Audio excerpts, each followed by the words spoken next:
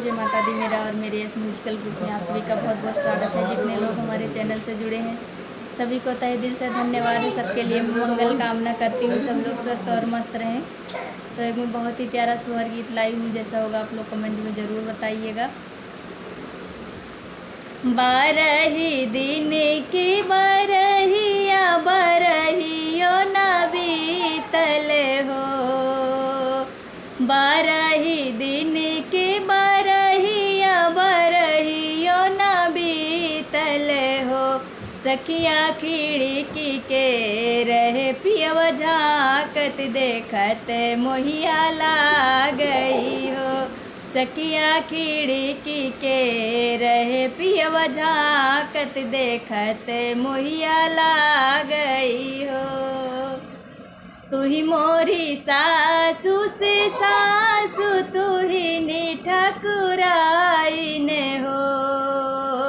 तू ही मोरी सासू से सासू, तू ही ने ठकुराइन हो। सासू लैना लेत्यू हमरा ललनवा, पिया के मनवा राखित हो।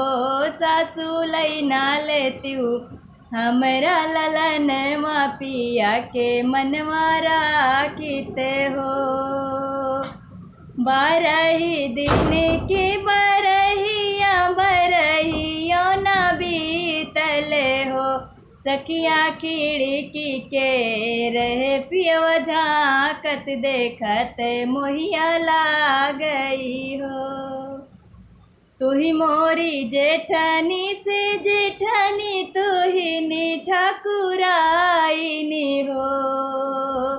तू ही मोरी जेठनी से जेठनी, तू ही नी ठाकुराइने हो।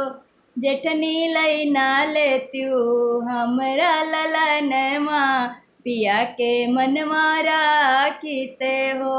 जेठनी लैना लेत्यू मोरा ललनवा, पिया के मनवा राखित हो। तू ही मोरी ननदी से ननदी, तू ही नी ठाकुराइनी हो। तू ही मोरी ननदी से ननदी, तू ही नी ठाकुराइने हो।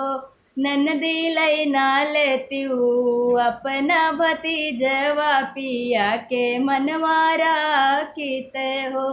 ननदी लैना लेत्यू हमरा ललनवा, पिया के मनवा राखित हो।